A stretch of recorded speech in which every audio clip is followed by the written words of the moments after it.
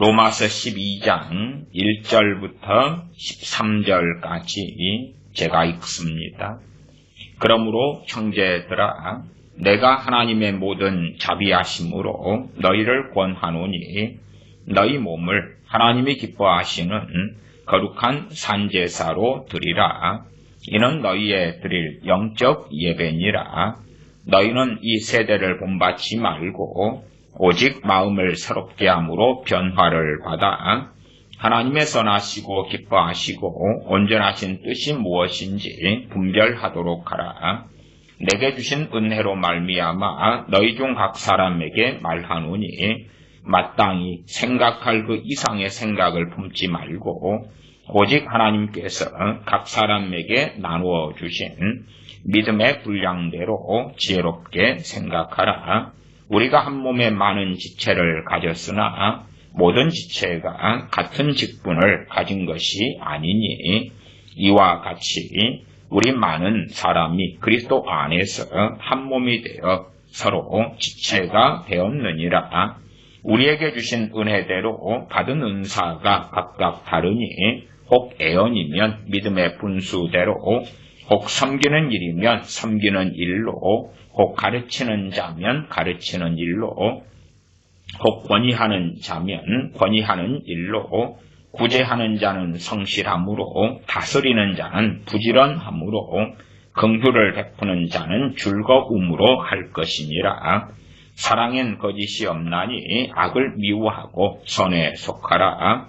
형제를 사랑하여 서로 우애하고 존경하기를 서로 먼저 하며 부지런하여 게으르지 말고 열심을 품고 주를 섬기라. 소망 중에 즐거워하며 환난 중에 참으며 기도에 항상 힘쓰며 성도들의 쓸 것을 공급하며 손 대접하기를 힘쓰라. 아멘. 오늘의 말씀은 사명도 사명감. 진정한 우리 그리스도인의 사명은 어떤 것인가? 또한 많은 사람들이 이 사명이나 혹은 어떠한 부르심에 대한 미혹을 당한 채에 슬프게도 더러운 귀신에 끌려서 살 때도 많고 어떤 사람들의 종이 되어서 그래서 이리 끌려가고 저리 끌려 다니다가 비참한 삶을 사는 많은 크리스천들을 보게 되어집니다. 사람들의 본성이 그런 것 같습니다. 용의 꼬리가 되느니 뱀의 머리가 되겠다. 또 개천에서 용난다. 사람들은 위대한 꿈을 꾸기 좋아하고 보통 사람으로 살다가 인생을 마감하는 것을 별로 원하지 않습니다. 물론 아주 가난하게 아주 고생되게 아주 힘들게 산 사람들은 그런 사람들은 중산층이라도 되었으면 좋겠다. 먹을 거라도 여유롭게 몸 누일 곳이라도 있었으면 좋겠다. 그렇게 바라겠지요.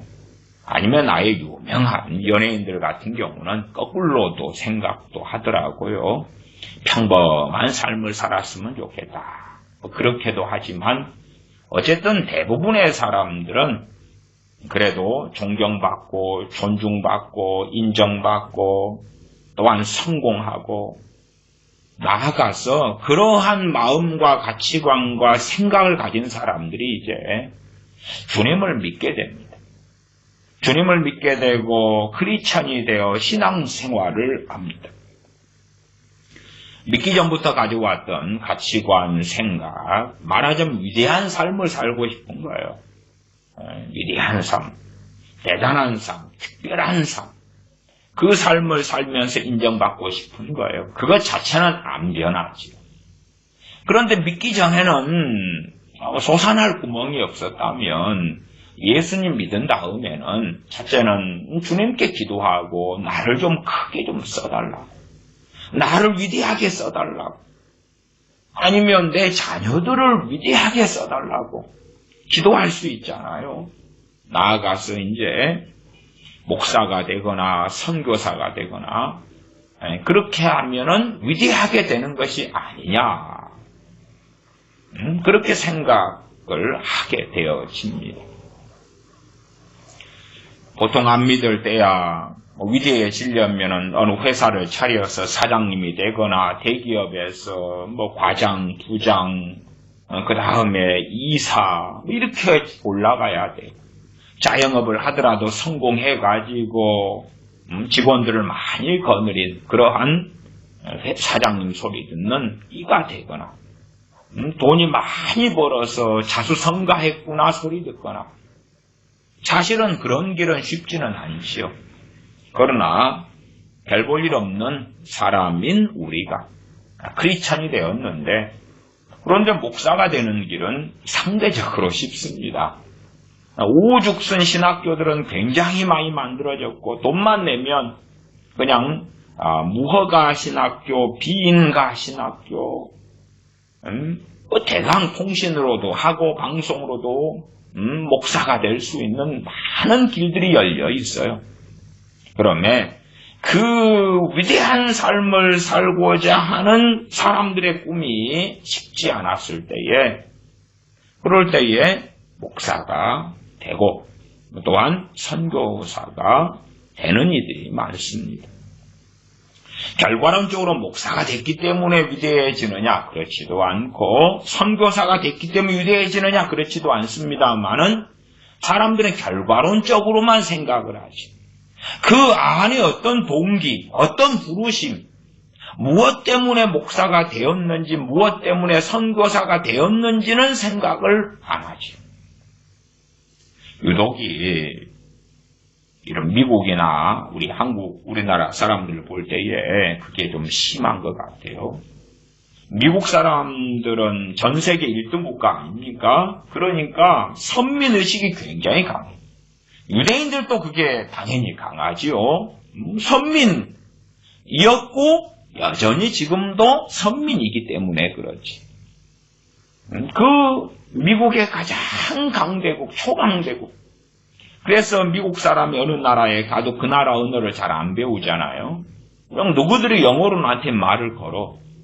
미국 사람이 한국에 와서 안녕하세요 하는 사람도 있지만 그러나 그냥 굿모닝 그리고 너희들도 그렇게 인사를 해. 굿모닝, how are you? I'm fine, thank you, and you? 그렇게 너희들이 말을 그렇게 걸어. 미국 사람들의 자신감과 포부지.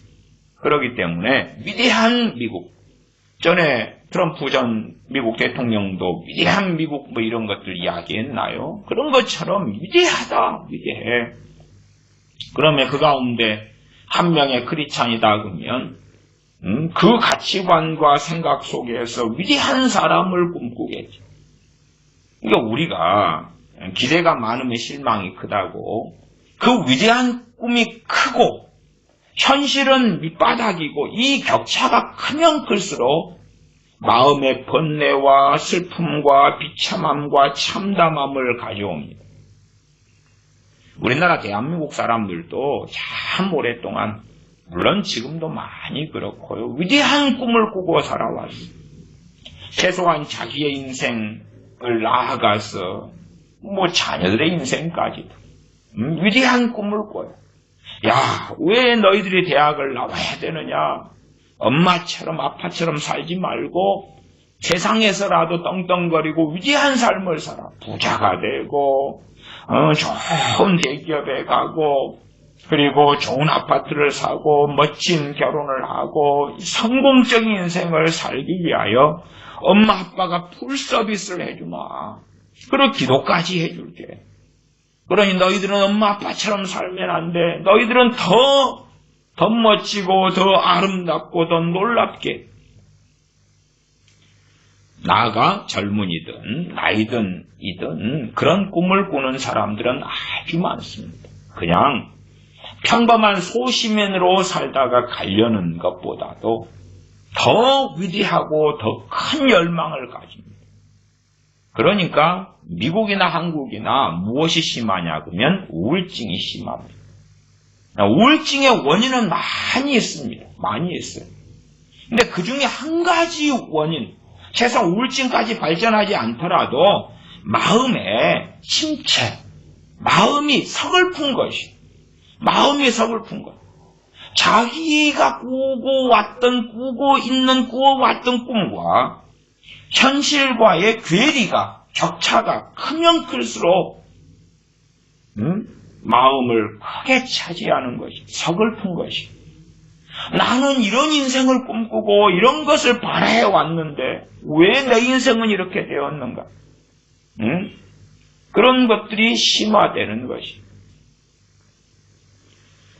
우리나라 대한민국 교회의 통계들을 좀 이야기를 해보겠습니다. 통계들을 이야기하는 것은 첫째는 생각을 해보세요. 이제 위대한 꿈을 꾸었다 그럴 때에 일반적으로 목사님이 되지요. 신학교, 신학대학원을 나와서 목사님이 돼요. 목사님들이 가진 꿈은 무엇일까 하는 거지. 목사님들이 가진 꿈은 무엇일까?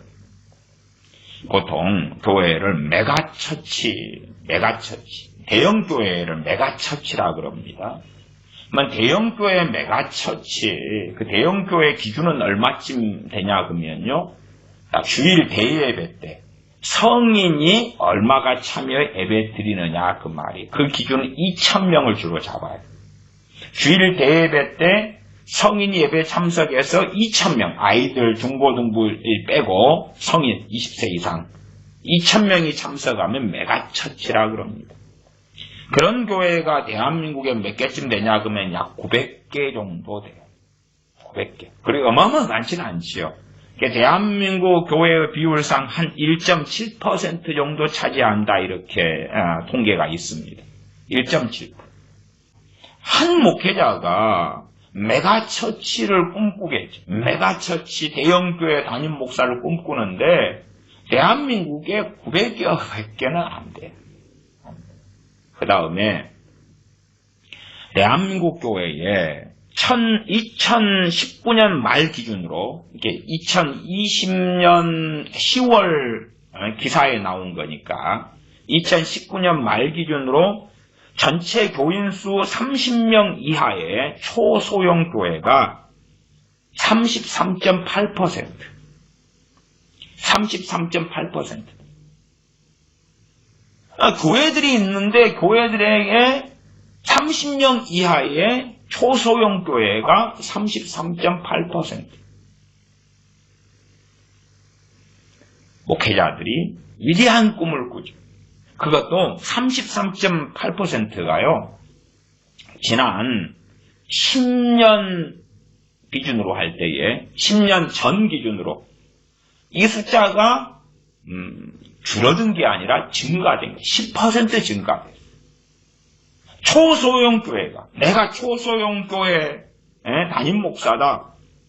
그러면 거기에서 이탈해가지고 중형교회가 되고 싶고 메가처치가 되고 싶을지 모르는데 대부분이 여전히 남아있고 그 다음에 10년 기준으로 해도 거꾸로 중형교회에서 소형교회 미자립교회로 떨어져 버린 비율이 10% 근접하다. 교인들이 줄어들고 있어요. 교인들은 급격하게 대한민국의 교인들 교세는 줄어들고 있고 유감스럽게 목회자는 어마어마하게 증가하고 있습니다. 엄청나게 증가하고 있습니다. 그러니까 그런 목회자가 신학교에 나와서 목사 안수를 받았는데 어디서 어서 옵시오 그러겠어요? 교인들이 전체가 줄어들고 있는데. 그래서 101명에서 300명 사이의 중소형 교회도 19%. 이게 지금 30명 이하가 33.8%고 30명부터 100명까지 비율도 엄청 많겠죠. 그 자료는 제가 확인까지 못했는데 30명 이하가 33.8%고 그다음 101명에서 300명까지 중형교회 포함해서 거기에 19%니까 그 합치면은 52.8%가 나오죠. 그게 30명부터 100명 사이 하면은 뭐 한 너끈히 70% 이리저리는 나오고 그래서 일반적으로 중소형 교회, 미자립 교회 합쳐서 80% 이런 비중을 이야기합니다. 물론 메가처치는 몇 개 안 되고. 그리고 점점 중형교회가 소형교회로 변하고 있고, 소형교회가 미자립교회로 변하고 있고, 당연히 미자립교회는 점점 증가하고 있습니다. 미자립교회다 그럴 때에 교단들마다 기준은 좀 달라요. 예장통합교단의 기준으로 이야기한다면 예장통합교단은 미자립교회의 기준을 재정으로 봅니다. 1년 재정, 연말 결산에서 1년 재정이 농어촌이다 그러면은 재정이 2천만 원 미만이 미자립교회. 그 다음에 중소도시, 그런 경우는 2,500만 원. 2,500만 원이다 그러면 한 달에 교회 헌금이나 이렇게 들어오는 것이 한 200, 이 정도 돼야지 이제 겨우 2,500 근접하겠지요. 그 다음에 특별시나 방역시 이런 거 3천만 원. 3천만 원. 그러니까 그런 교회가 의외로요. 들어간 돈이 굉장히 많아요.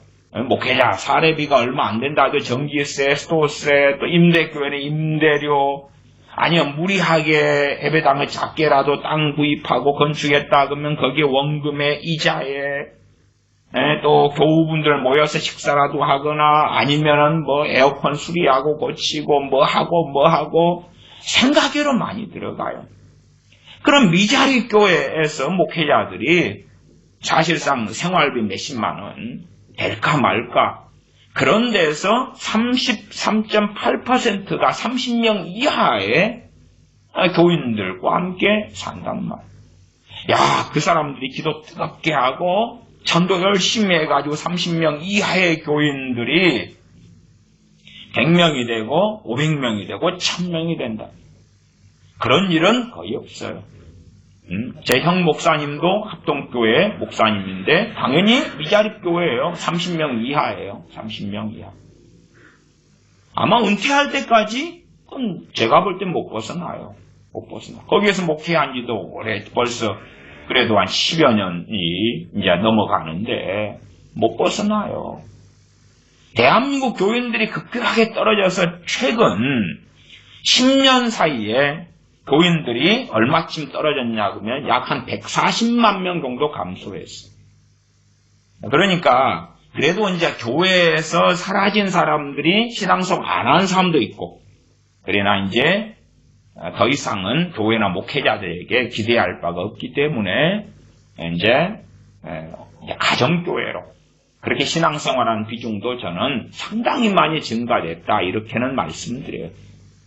그러나 목사들이 나와가지고 목사들이 사명감을 가지고 뭔 일을 해보려고 목사가 됐을 거 아닙니까? 사명 그러면 대부분 일단 목사 선교사에 일단은 적용을 시키니까.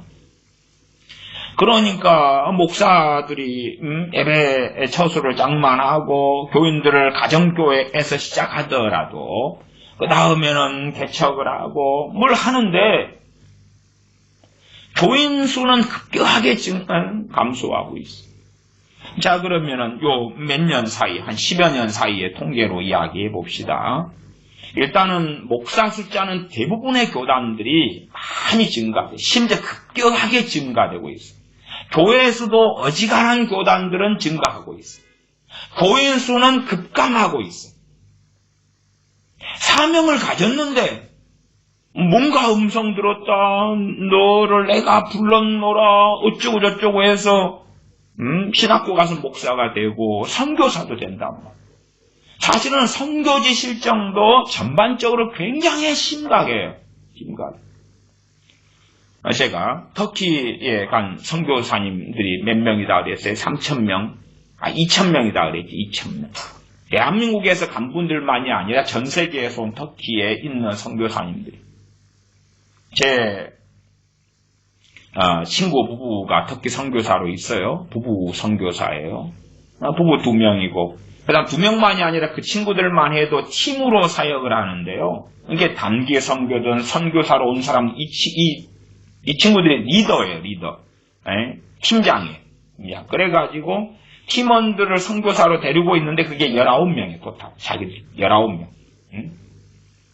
2020년에는 전도를 2명 했다 그러더라고요. 19명이. 코로나 때문에 그러기도 한데요. 그리고 직접적으로 복음을 전한 이런 통계로는 뭐 몇 명 했다더라? 한 뭐 몇 명 했다든가. 그러니까 선교사님들 입장에서도 상황은 굉장히 심각해요.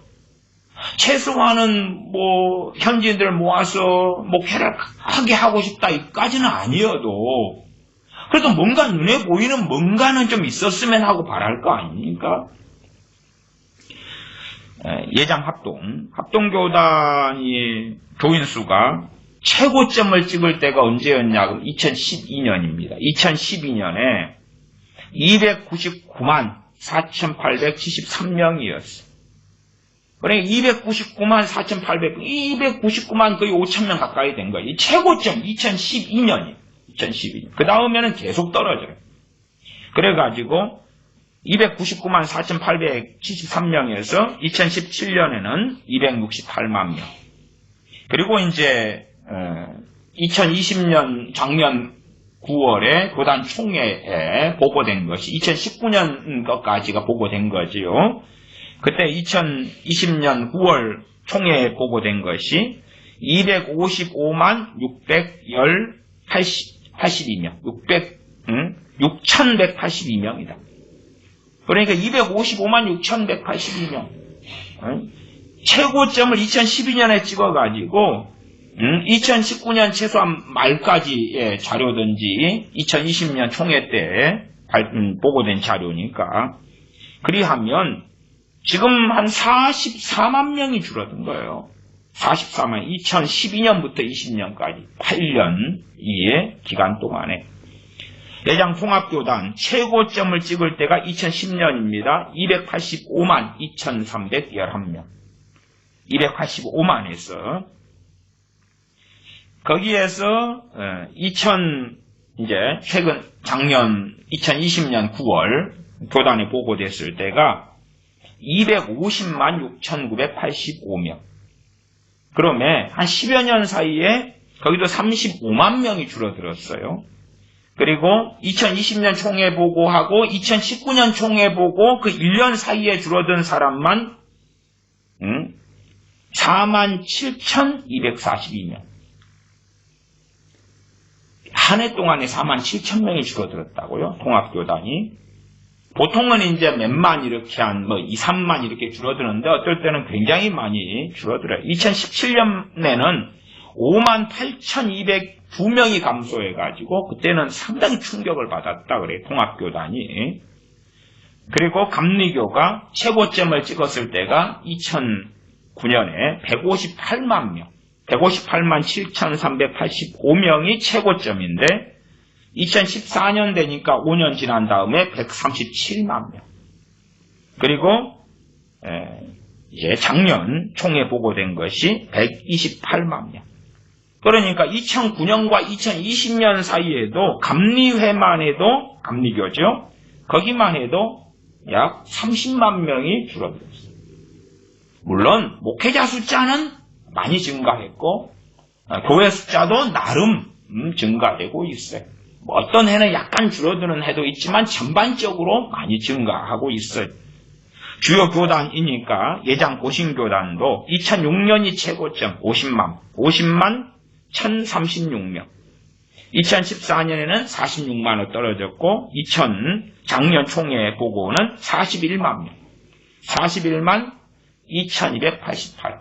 작년 총회 보고하고 재작년하고 사이에만 해도 10,000명이 교인이 줄어들었어요. 그 다음에 기장은 좌측 교단이죠. 한국기독교장로회. 2007년이 33만 명 최고점 찍었어요. 33만 7,570명. 2014년에 28만 명.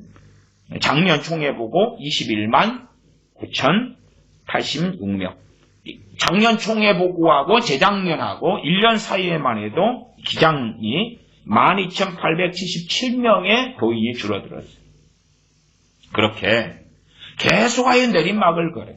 예장 고신이 최고점 2006년, 그 다음에 계속 내리막. 기장의 최고점 2007년 내리막. 그리고 감리회 2009년 피크 내리막. 예장통합 2010년 최고점, 예장합동 2012년 최고점, 내리막. 그 다음 목회자 수는 어떻게 변했냐, 그러면 예장합동 2004년에 12,476명이었어. 그리고 작년 총회보고, 2020년 총회보고가 24,855명이. 그러니까 2배 증가해, 2배. 2004년하고 작년 총회 2020년 보고 사이에 거의 2배 증가했어. 교인은 급감했죠. 그러니까 제가 말씀드리는 거예요. 미자립교회, 소형교회, 중형교회가 소형이 되고 소형이 미자립교회가 되고. 우리는 일부의 메가처치의 성공 사례담을 보면서 꿈을 꾸죠. 누구요? 저 같은 목사들. 저희 같은 목사들이 열심히 세미나 쫓아다닙니다. 무슨 세미나요? 메가처치의 세미나를 다닙니다. 대형교회 다니면서 대형교회 목회자들이 내가 시키는 대로 해. 그러면 나처럼 우리 교회처럼 될 수 있어. 그리고 저도 목회자 세미나를 좀 다녔거든요. 그러면은 목사님들 3,000명씩 2,000명, 1,500명, 1,200명, 3,000명, 5,000명. 지구촌 교회 이동훈 목사님 이 양반 같은 경우는 봐봐라. 중보기도를 해. 우리 교회처럼 되는 거야. 제자훈련을 어느 교회는 해. 사랑교회 같으면 우리 교회처럼 돼.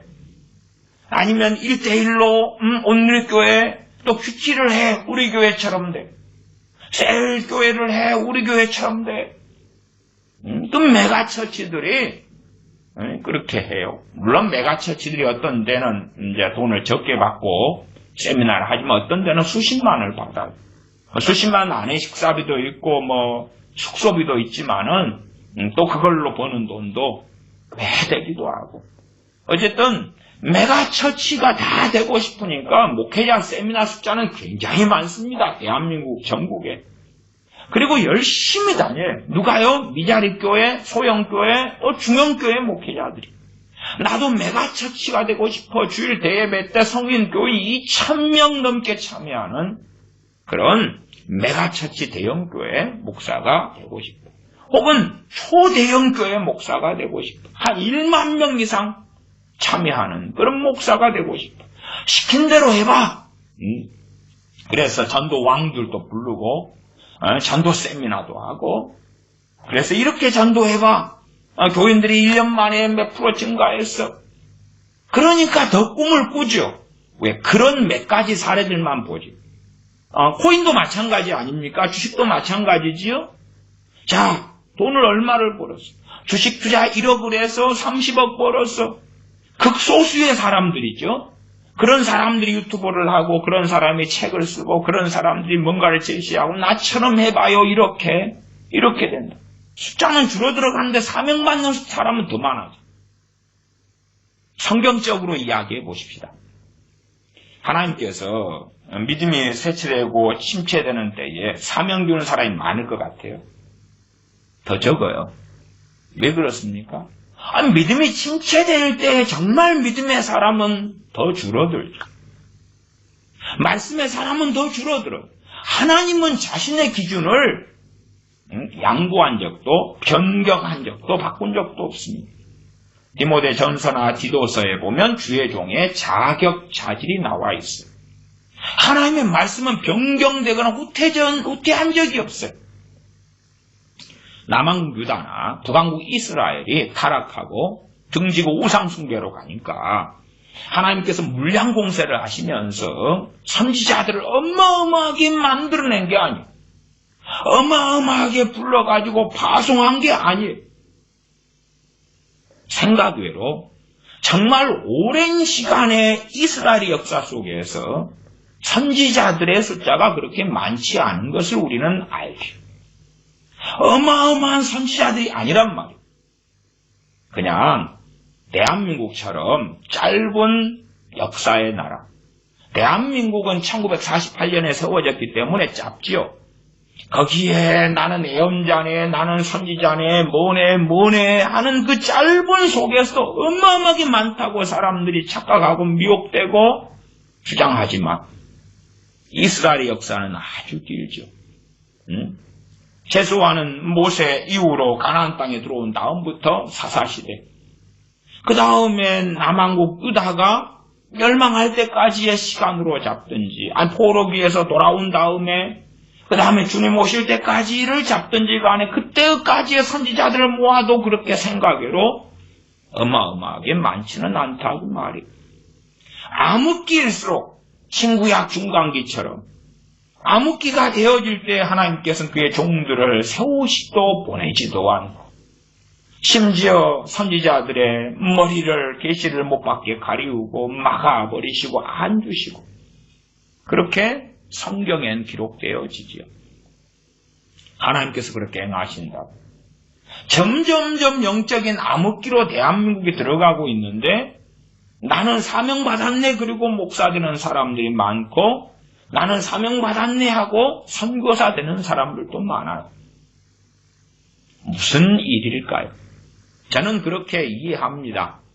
가짜들이 그만큼 많아졌다.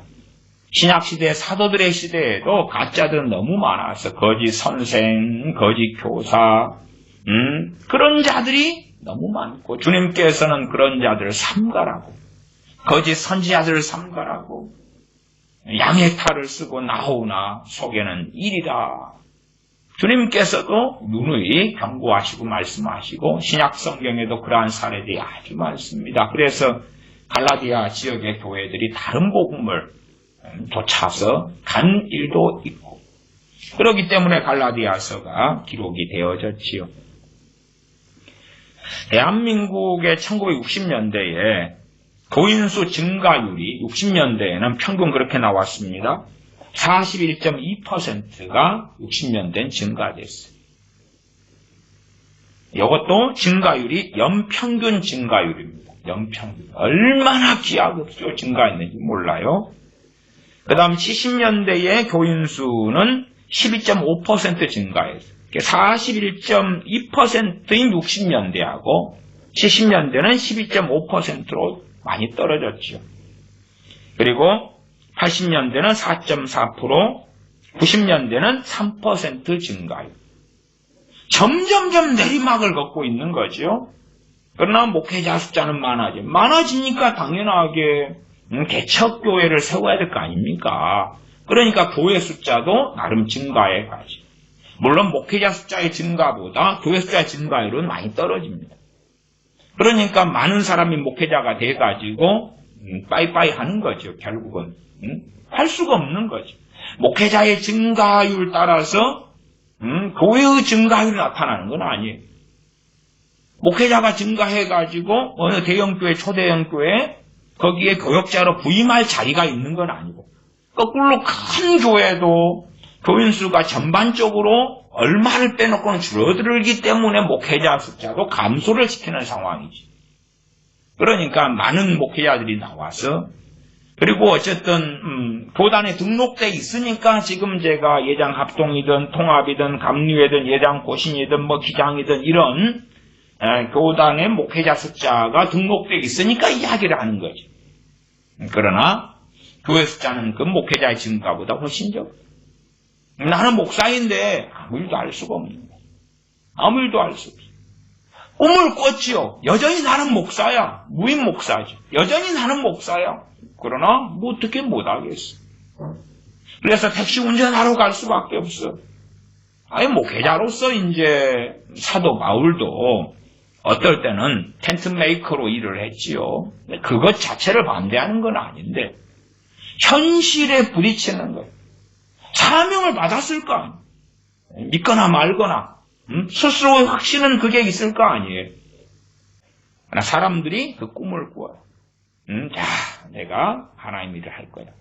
내가 목사가 될 거야. 내가 선교사가 될 거야. 큰 사람이 되고 싶은 거야. 신사도 운동이 일어나가지고, 신사도 운동의 핵심은 사도와 선지자지요. 사도와 선지자.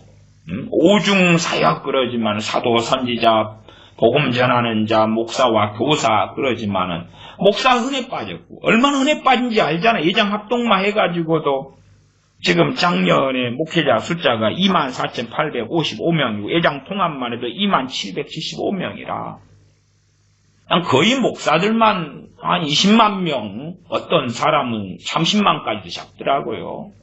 그렇게 위대한 삶을 꿈꾸는 사람, 뭔가를 하나님께 부여받아서 뭔가를 하겠다는 꿈을 꿔요. 그러니까 신사도 운동하고 코드가 좀 맞아요. 신사도 운동은 뭘 이야기하냐 그러면 대부흥, 대추수가 온다고 이야기하죠. 곧 대부흥이 온다고, 대추수가 온다고. 그래서 지구상 78억 명의 인구 가운데 한순간에 어느 곳에는 1억 명, 5천만 명, 어디에는 3억 명, 10억 명, 20억 명이 한순간에 주님께 돌아오게 된다. 그러니까 누가 필요해요? 목사가 필요하지. 네? 주의 종이 필요하지. 준비를 미리 해. 하나님께서 어마어마한 대추수를 할 때에 너희들을 선생으로 삼고 너희를 목사로 삼고 너희를 사도로 삼고 너희를 선지자로 삼을 거야. 근데 코드가 맞는 거야. 응? 신사도 운동이 대한민국이란 미국 등에 사람들을 불타오르게 했던 것은 거기에가 불씨가 있었기 때문에 그렇지. 산에 불씨가 떨어지는데 그때 불탈 낙엽이 있고 나무가 있고 거기에 바람까지 잘 불어주면 어마어마하게 번져가는 거. 어마어마하게 번져. 큰 산불이 일어나지. 신사도 운동이 일어났는데 그리고 자 너희 사도, 너희 선지자, 너희 애언자 그리고 사용했던 무기 중에 하나가 애언이죠. 애언이라고 애언자들, 신사도의 선지자들 많이 일어나서 전 세계에 돌아다니면서 특별히 미국이나 한국에 다니면서 집회하면서 애언을 해주는 거예요. 애언을. 그러면 다 평범한 사람인데 평범한 소시민이란 말이에요. 언제까지요? 평생. 평생 평범한 소시민이라. 유대인의 선민의식 유명하고 대한민국 사람들도 어떻게 하면 선민의식을 일으킬까 하는 것도 유명하고 또 독일 애들도 선민의식 때문에 세계대전 속에서 다 그냥 종자를 없애버리겠다. 저 이슬람도 선민의식이에요. 이슬람도 종교적 선민의식이죠. 이슬람, 무슬림 아니고는 다 죽여버리겠다. 무슬림의 전 세계의 사람들을 무슬림으로 만들겠다. 이슬람으로 만들겠다 하는 거죠. 우리만이 선민이고 나머지는 짐승이다. 짐승 이교도들. 그들이 고난 앞에, 그들이 알라 앞에 무릎 꿇고 절하지 않으면 다 몰살시키고 죽여버리겠다는 거예요. 그들은 짐승에 불과하다는 거예요. 무서운 선민의식이죠. 사실은 모양과 양상은 달라요. 다르지만 사람들의 마음을 일찍부터 사로잡고 있는 게 그런 거예요. 그런 거. 그런 것이어서 어떻게 하면 내가 내 스스로 만족할 정도로 멋진 삶, 잘 나가는 삶, 위대한 삶, 내 스스로 이 정도면 나는 멋져, 이 정도면 나는 만족해, 이 정도면 나는 사람의 가치가 있어. 그런 걸 어쨌든 간에 꿈꾸고 살아왔단 말이에요. 이 사명감, 또한 실제로 내가 뭔가를 했다. 그런 것에 대한 괴리감은 굉장히 커요. 최소한 이제 무슨 사명이네, 뭐네 충족을 시키려면 메가처치 정도 다니고 있으면 내가 뭔가 하고 있는 것 같잖아. 뭔가 하고 있어. 유명한 목사님 밑에 신앙생활 해요. 그러면 꼭 연속극 보고 영화 보면서 그 주인공들의 감정이입을 하는 것처럼 야, 저 유명한 목사님이 여기저기 부흥회 다니면서 큰 일을 하고 있는데 내가 거기 뒷받침을 하고 있는 거잖아. 그러니까 거기에서 만족감이 있고 거기에서 뭔가를 하는 것을 느끼는 거고 또 과거에는 예배당 짓는 것, 건축하는 것에 막 열정과 열망을 쏟으니까 적금 깨고 전세돈 빼고 집 팔고 그래서 예배당 건축하는데 성전 건축이다 그리고 돈을 막 쏟아 넣으면 뭔가 된 것 같잖아. 내가 큰 일을 한 것 같아. 많은 목회자들이 예배당을 짓는 것 이걸 큰 사명으로 여기고 자기 자랑으로 여깁니다. 물론 교인들에게서 돈은 뽑아내죠. 그 다음 예배당을 지어놓으면 그 다음에는 선교센터 지어야 되지. 그 다음에는 교회 묘지 만들어야 되지. 그 다음에 주차장 차가 많으니까 주차장 만들어야 되지. 시간이 흘러가 보니까 사명 아닌 것 같은데. 맨 처음에는 그냥 그까지 자랑해. 여러분에게 큰 상급이 있을 것입니다. 여러분은 큰 일 했습니다. 착각을 하지요. 이 어마어마한 성전 하나님께 봉헌했기 때문에 여기에 참여하는 모든 사람은 복을 받을 것이고 천국 가서 여러분은 여러분의 사명을 200%, 300%, 500%한 겁니다. 막 그렇게 하지. 제가 어떤 목사님들의 설교를 들어보니까 그 이야기 하더라고요. 유대인 한 명을 전도하면 뭐 평생의 모든 사명을 다 감당한 것이다. 그런 말도 있고 그런 설교도 하고 어떤 목사님들이 그 다음에 뭐 유대인 한 명 전도하면 이방인들 10,000명 전도하는 것 같다. 뭐 이런 이야기하는 목사님들도 있고 그래서 많이 미쳤다. 많이 미쳐버렸다. 그러나 그것에 은혜를 받는 교인들이 있더라 그 말. 그러니까 이 사람들이 이제 평생의 사명을 유대인 한 명 전도하면 해버린다니까 어디 가냐 그러면 첫째는 이스라엘로 가. 이스라엘. 그다음 뉴욕에도 유대인들 뭐 많이 살잖아요. 뉴욕 뭐 브루클린인가 어딘가.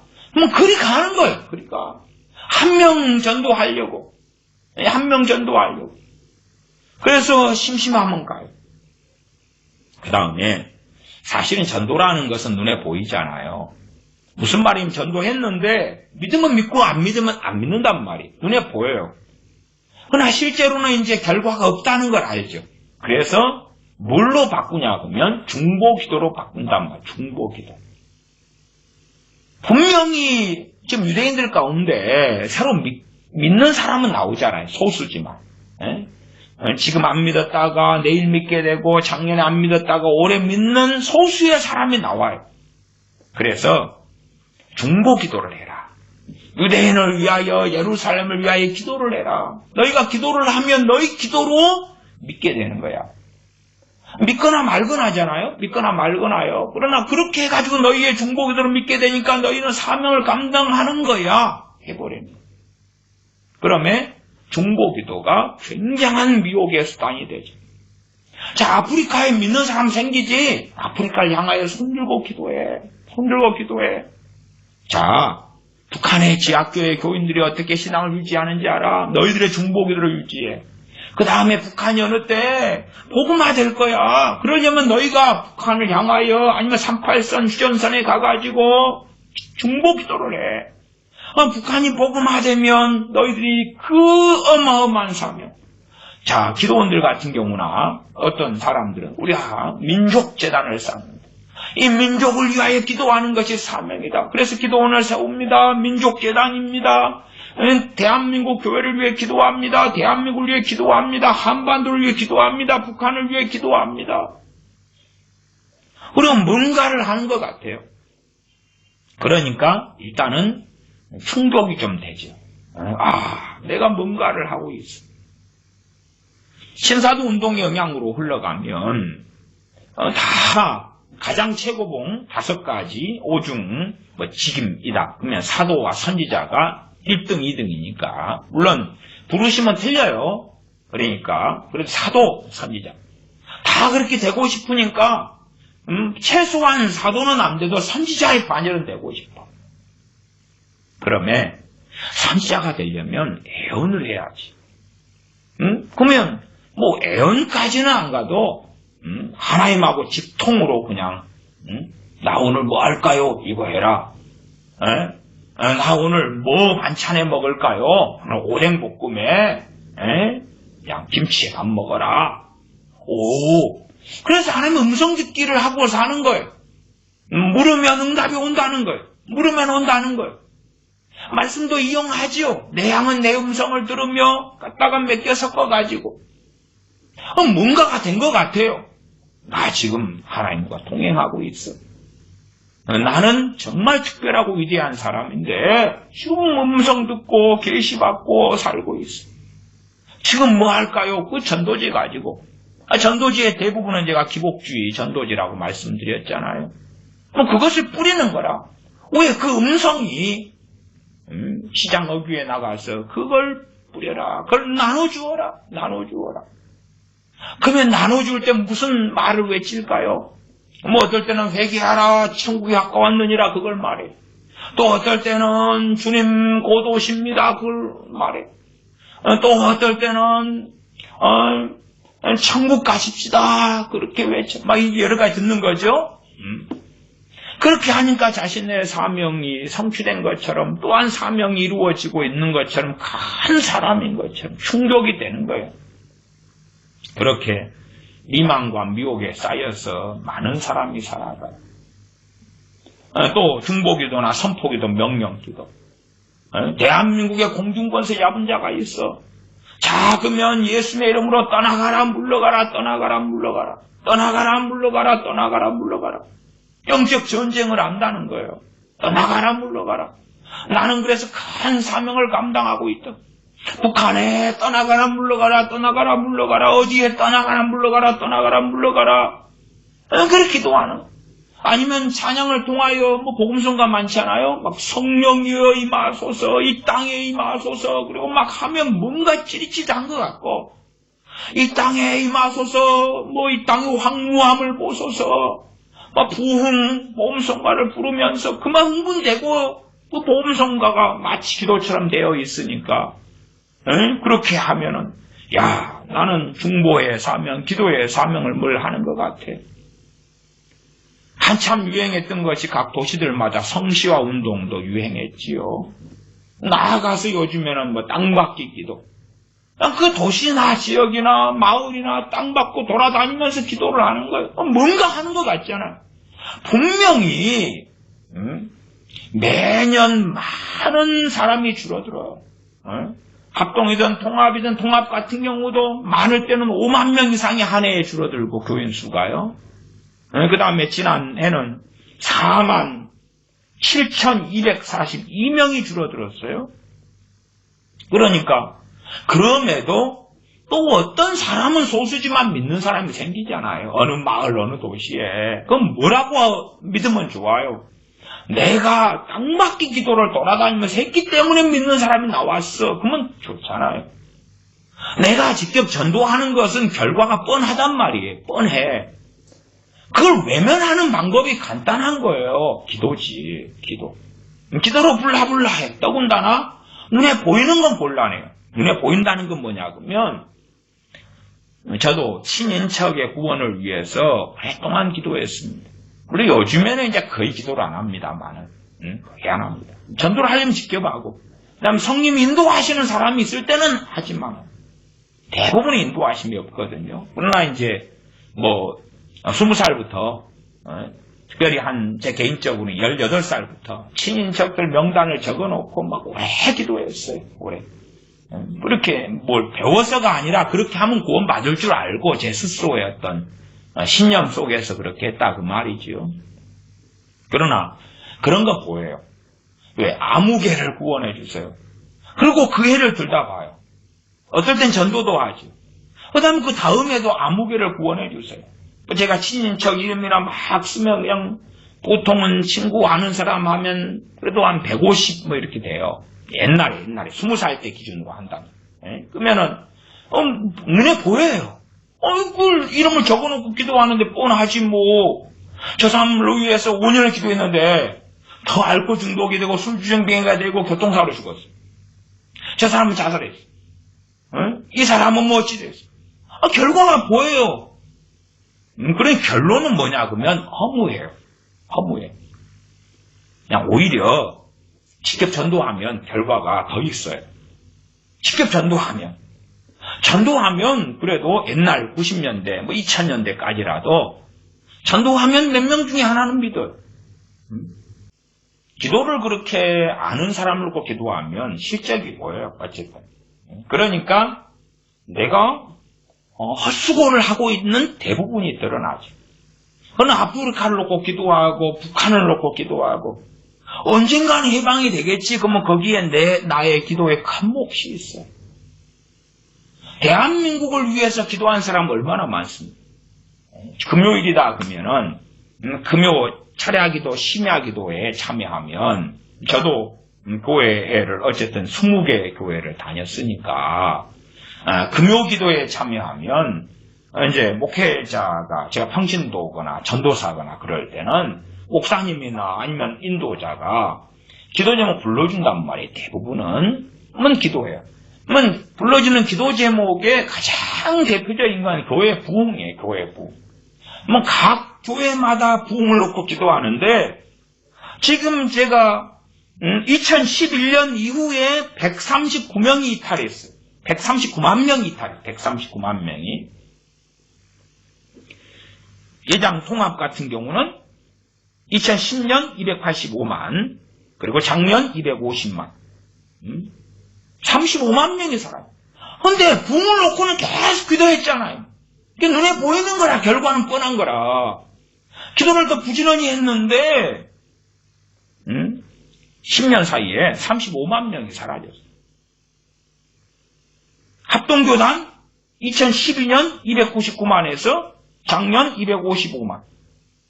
부지런히 기도를 했을 텐데 여기는 44만 명이 살아요. 44만 명. 그것도 2012년하고 작년이니까 8년 사이에. 8년 사이에 44만 명이 빠이빠이해서 예당 합동해서. 고신교단 2006년에 50만인데 작년에 41만. 거기는 50만이니까 비교로 숫자가 적으니까 50만이니까 41만. 9만이 사라졌어요. 그러니까 교회들마다 부흥을 놓고 기도해 왔는데 실적이 보이잖아요. 물론 이걸 외면하고 싶겠지만 아니면 그렇게도 믿을 수 있어요. 날이 밝아지기 전에 더 어둡다고. 그러니까 거짓말이라, 그건 거짓말이라. 그렇게 되는 거 아니에요. 그러면은 북왕국 이스라엘이 너무 어둠침침했어. 밝아지려고 멸망했잖아요. 멸망했어. 남왕국 유다가 어둠침침해졌어요. 더 밝아졌어요? 망했잖아요. 망했어. 밝아지려고 해가 뜨기 전에 가장 어둡다? 그건 어느 때에 그냥 쓸 수 있는 비유나 이야기는 되지만 진리가 아니에요. 진리가 아니에요. 노아 때에 대홍수가 있었어요. 사람의 계획이 항상 죄악뿐임을 하나님이 보셨어요.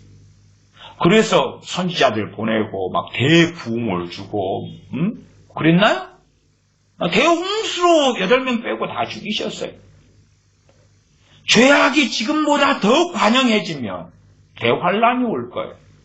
대부흥이 오는 게 아니에요. 어느 때 부흥이 옵니까? 우리나라 일제시대 우리 한민족의 역사로 할 때에 평양대부흥이 1907년에 있었죠.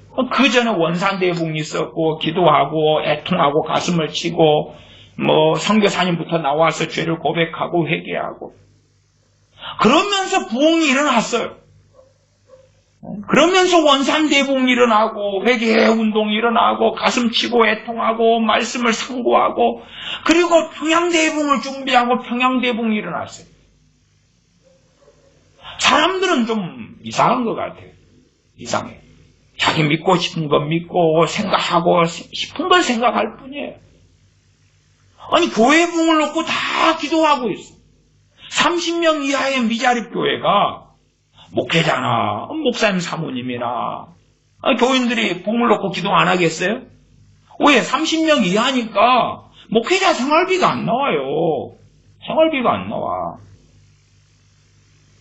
서울특별시다에도 1년 예산 기껏해야 미자립 교회니까 3천만 원 이하. 3천만 원 이하.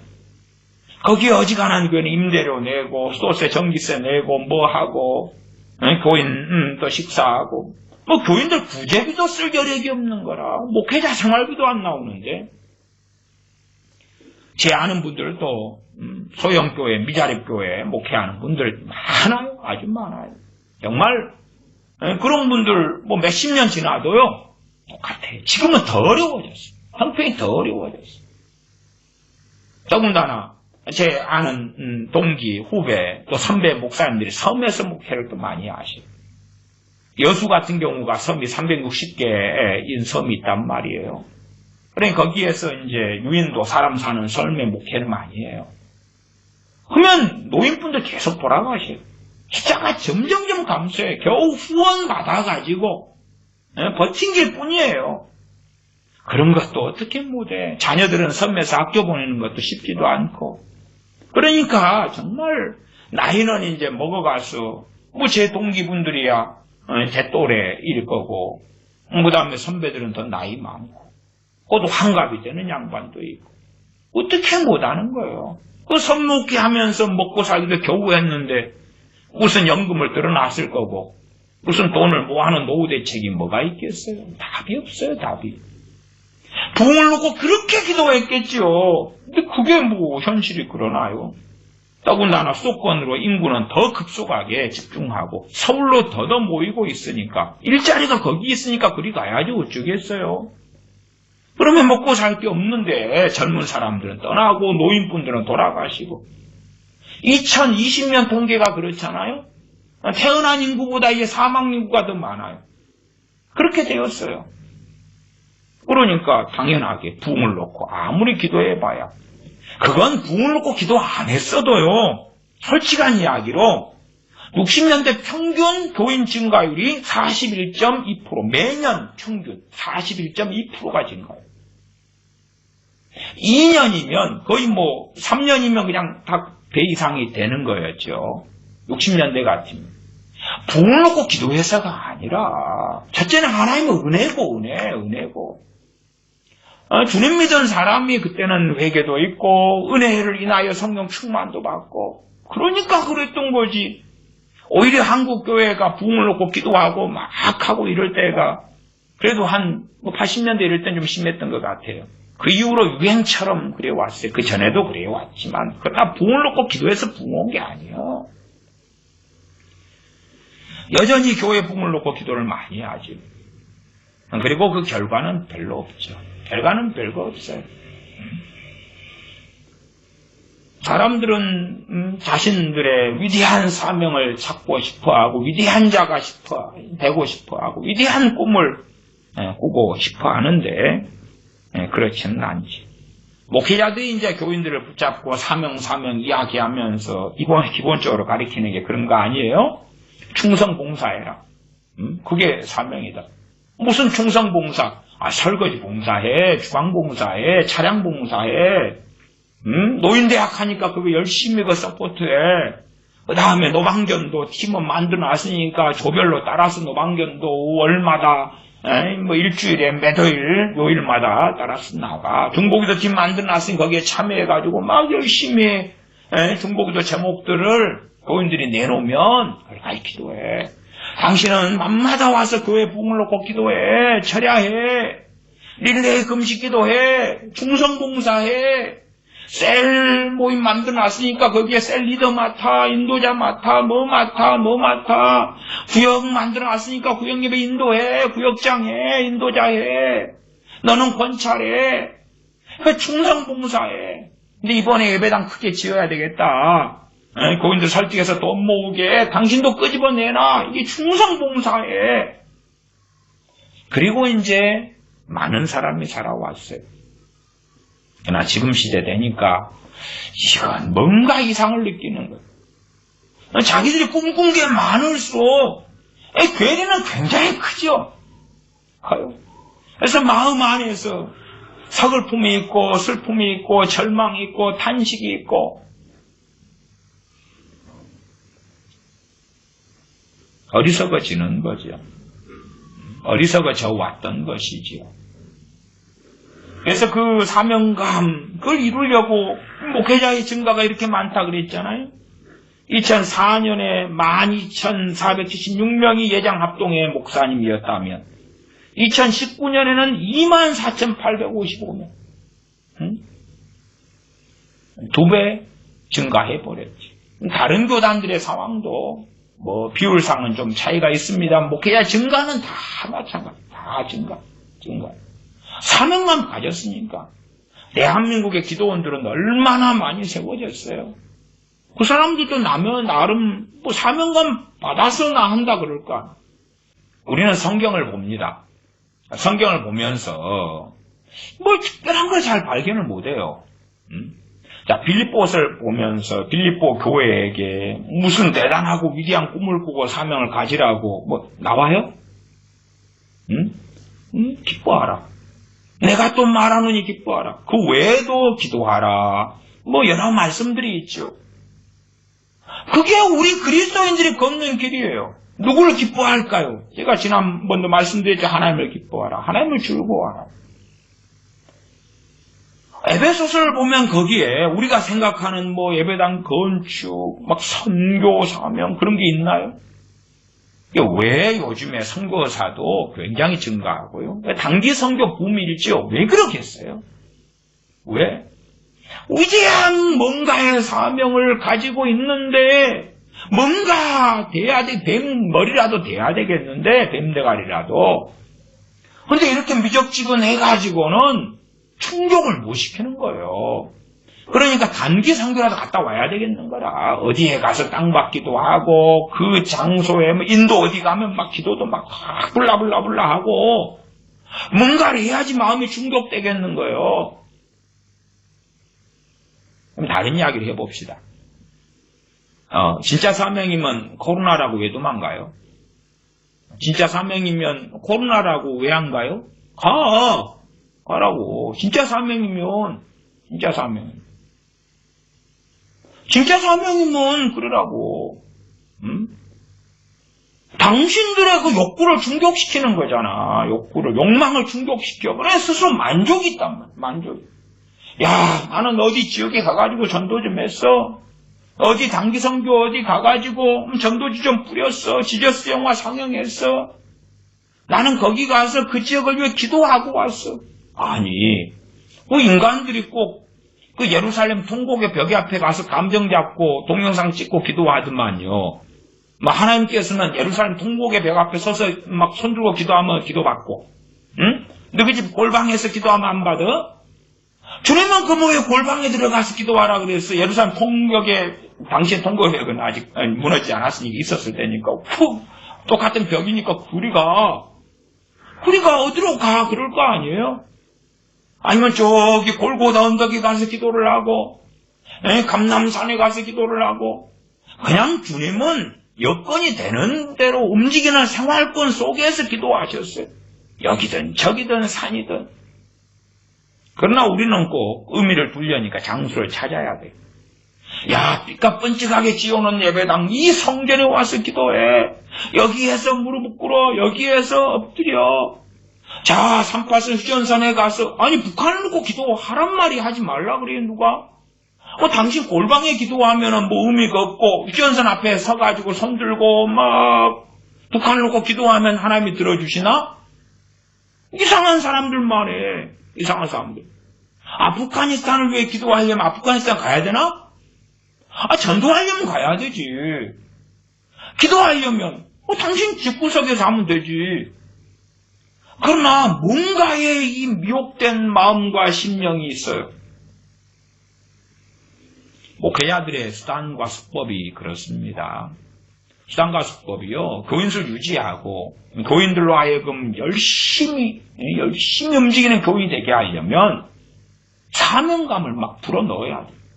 목사인 자기를 얼마나 위대한 자로 하나님이 세우셨는가. 그래서 이 교회에 목회하게 하셨는가. 이 교회의 지역사회 사명, 국가적인 사명, 전세계 선교의 비전 사명 막 불어넣어야 돼요. 응? 그래야지 풍선에 바람 넣는 것처럼 뭔가 부풀리는 거예요. 교인들이 마음이 웅장해지고 꿈이 웅장해지고 뭔가를 하는 것 같고 그래야지만이 교인들이 안 떠나는 거예요. 안 떠나. 여기에 사명. 그래서 교인들이 큰 교회로 수평이동 하더라도 움직이기도 해요.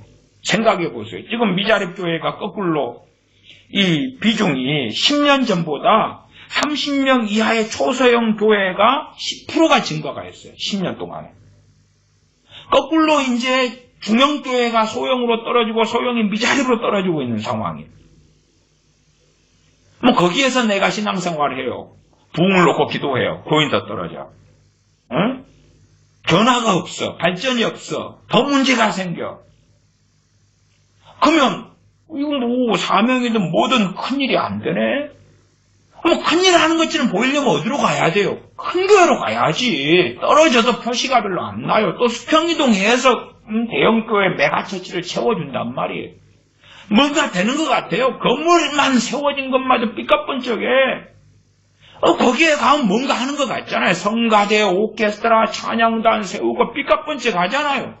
목사님도 삐까뻔쩍해. CTS에 나와, 방송에 나와, 부흥에 가신다네. 와, 위대한 것 같아. 그러니까 움직이는 거죠.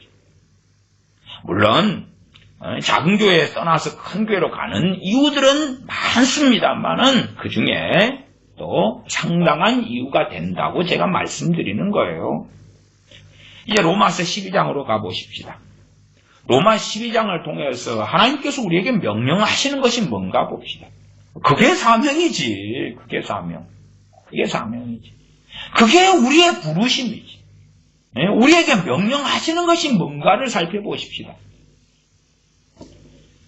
로마서 12장 1절부터입니다. 그러므로 형제들아, 내가 하나님의 모든 자비하심으로 너희를 권하노니 너희 몸을 하나님이 기뻐하시는 거룩한 산제사로 드리라. 이는 너희애들을 영적 예배니라. 너희의 몸을 하나님이 기뻐하시는 산제사로 드리라. 그 말, 우리의 몸이 있으니까 몸이 육체의 소욕과 정욕이 있을 거 아니에요. 이 육체가 원하는 게 있잖아요. 그래서 성령의 열매 가운데는 절제가 있죠. 절제가. 인내도 있고. 욕망대로 다 막 안 하는 거예요. 혈기를 다 부리고 싶으면 부리는 게 아니라 또 누가 내게 안 좋은 일을 했으면 증오하고 미워하고 막 그러고 싶은 육신이 그렇잖아요. 아니 때리면 아프고 손길 나지. 그러나 그 육체가 원하는 대로 그 길을 걷지 말고 하나님의 말씀의 뜻에 굴복시키고 증오하고 미워하고 싶은데 용서하고 축복하고 그렇게 살아가는 것을 너희 몸으로 하나님께 거룩한 산제사로 드리라 하는 것이 우리 몸의 정욕을 따라 살아가는 게 아니라 내 정욕을 꺾고 내 뜻을 꺾고 내 육체가 원하는 걸 꺾고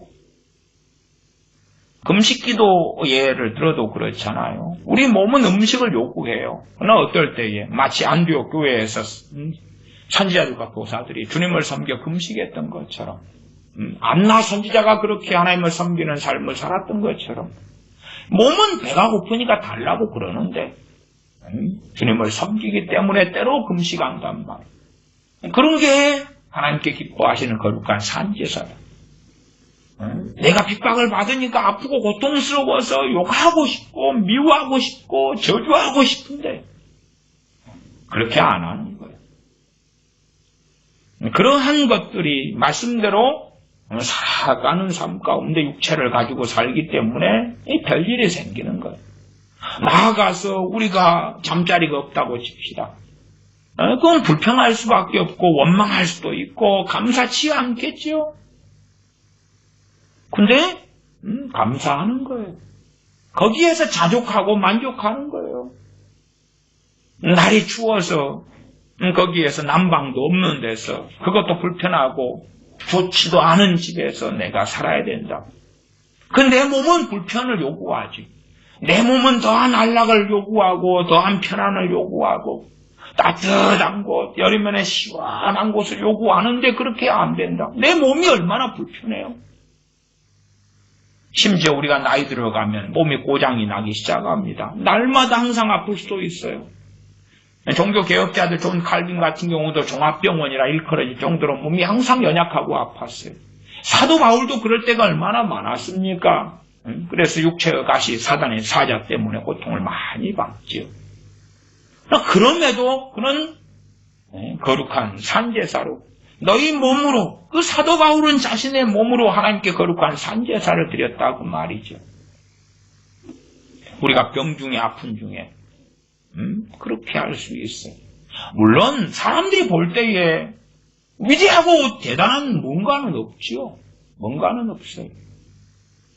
저는 예전에 89년도부터 여수 애양원의 나환자촌 거기에서 과거에 한센병을 앓았던 분들, 그런 분들과 교제하고 함께 기도하고 그랬던 일들이 있습니다. 몇 년을 그리 했습니다. 지금은 이제 거의 다 돌아가셨어요. 지금 몇 분이나 살아계신가 모르겠는데 당시 거의 다 돌아가셨어요. 근데 함께 금요 차례 예배에 함께 참여하고 그러면 얼마나 뜨거운지 몰라요. 그분들의 얼굴을 보면 해처럼 광채가 나요. 근데 특징이 있어요. 손이 다 뭉그러졌어. 손이 없어. 손가락이 없어. 이렇게 다, 이렇게 손 몸통밖에 없어. 눈알이 없어요. 눈이 없어. 그러니까 선글라스 끼시고. 코가 다 뭉그러졌어. 그리고 이제 찬양하면 퉁퉁 소리만 나. 금요일 날 그때 되면 몇십 명 이렇게 예양교회에서 모여서 이제 금요 기도회를 하고, 그러면 그런 분들 참석하시면 내게 강가시면 퉁퉁퉁해. 눈이 없으니까 성경을 못 보는데 성경 낭송을 기가 막히게 해요. 왜? 감송하고 있거든, 그 양반도.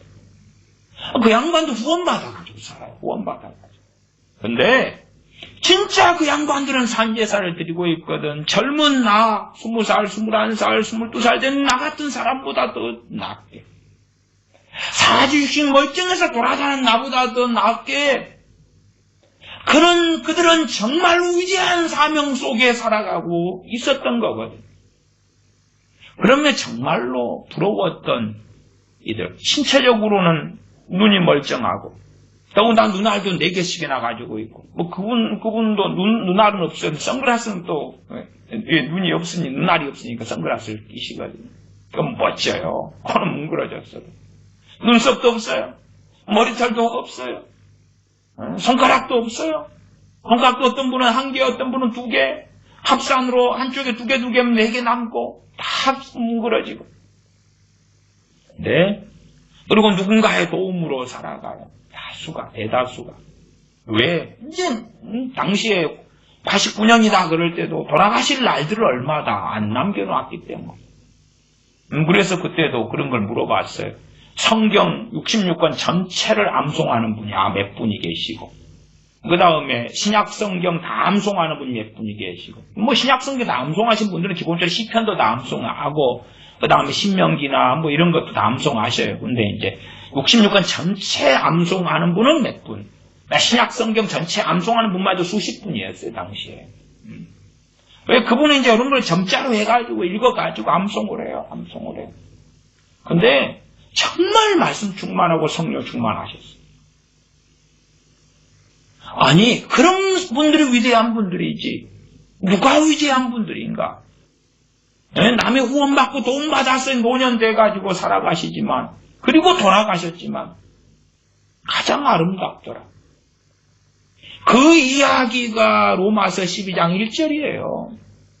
형제들아, 내가 하나님의 모든 자비하심으로 너희를 구원하노니 너희 몸을 하나님의 기뻐하시는 거룩한 산지사들이라. 그러니까 몸으로 식당 봉사해.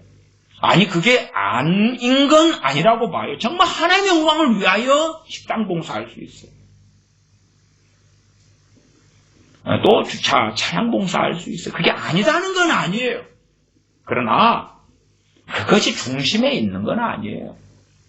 그걸 못하는 그런 손가락이 뭉그러져 차량 봉사를 못하고 후원만으로 살고 돈만으로 사는 그 나이 드신 한센병을 앓은 분들은 그러면은 아니요. 제가 볼 땐 그들이 최고 중에 최고였어요. 최고 중에 최고였어요. 목사가 되고 선교사가 되어서 설교하고 그런 저 같은 사람하고는 비교할 수 없이 최고 중에 최고였어요. 아마 제가 손 하나는 없다 그래도 감사치 않고 원망하고 불평하지 않을까 싶어요. 저 같은 사람은. 손 하나 없으면, 눈이 없으면 어떻게 할 거예요? 그러나 그런 분들은 감사가 충만했어요.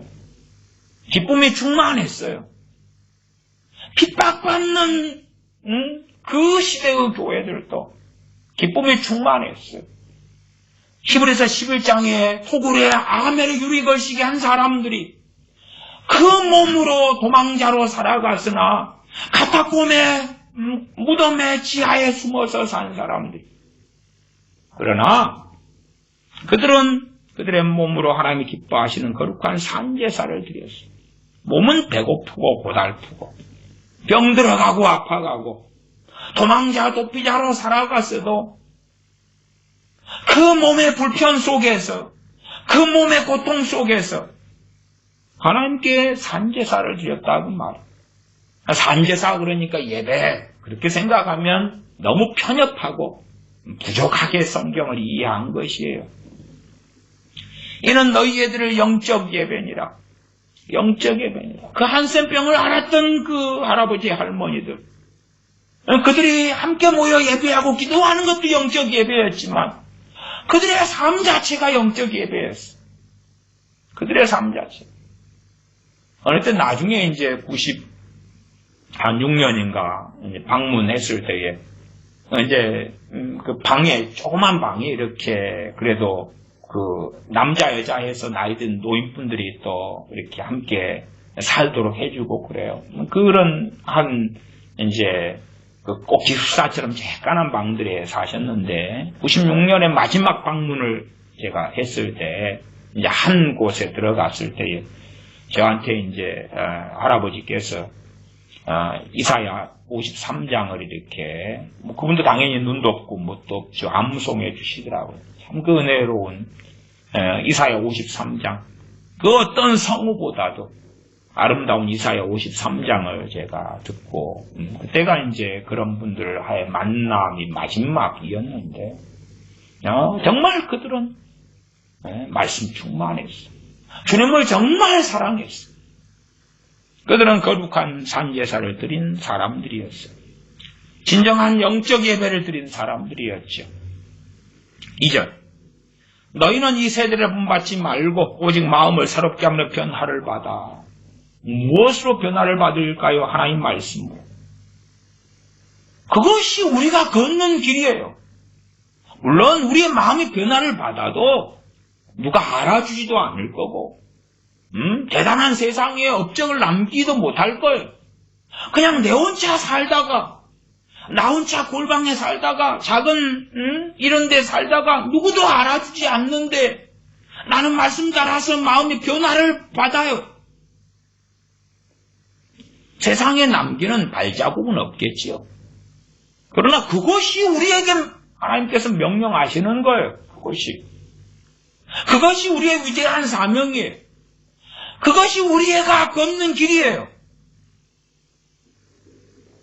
이 세대를 본받지 말고 세상을 본받지 말고 세상 노래 부르고 춤추고 세상이 들어오죠. 우리가 이 땅을 살면서 여행도 하고 구경도 하고 사람들과 만나고 교제하고 영화도 봐요. 그러나 세상을 거기에서 본받고 들어가는 게 아니란 말이에요. 우리가 자녀 키우려면 데리고 영화도 볼 수밖에 없잖아요. 그러나 내 자녀가 세상을 본받게 하지 말고 우리 자신도 어리석게 세상을 본받는 게 아니라 하나님 말씀 기준으로 어느 영화를 봤으면 뭐가 틀렸고 뭐가 문제가 있다고 이야기해야지. 저도 교회 아이들 데리고 영화를 간간히 봤는데 한번 보고 난 다음에는 이야기해요. 성경적으로 어떻게 종종 이야기해요.